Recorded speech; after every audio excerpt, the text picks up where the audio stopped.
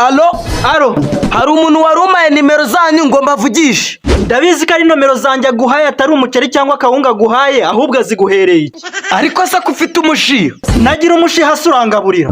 Umunaba ufite nk'umurwayi muganga bweke indwara arwaye izamwica uwukurahe? Ese ubundi ninde tuvugana ko numva ikijwi wagira ngo ndakizi? Nijijishaga ni Petit Frere. Ngaho mbwira ibyo unshakira. Toxi, papa yavuze ngo nutareka kiriya gikobwa mukundana ntabwo uzongera kumukatira mu rugo.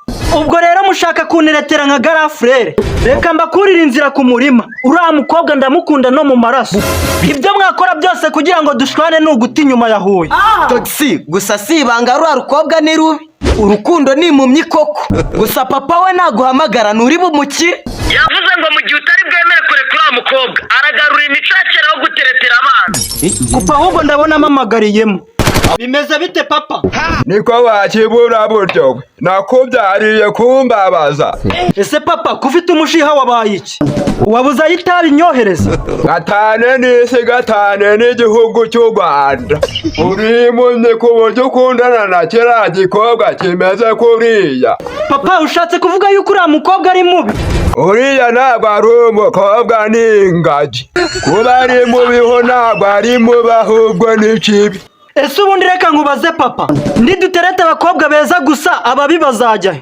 None se wakijunjamewe waremewe abakobwa babi? Ariko papa nawe mu gihe cyawe warobye nabi, gahambirwe na mama ntago ari mwiza. Niko mubona ashaje sha mu gihe cye yari ikijungerete. Ese papa uvugishije ukuri uriya mukobwa ni mubi Cyane. Yego pe papa ndabyemera, uriya mukobwa agenda imitego ariko nabirenze. Nkanemera ko ari igikara areba na marari, akaba afite inyonjo ku mugongo ariko byo nta nibidanje. Na yarayifite. Yego wenda kuba afite imyate yarakutse n'amenyo ibyo ntago ari byo byatuma nanga umuziranenge. Uwo numugira umugore nzahita muca mu muryango.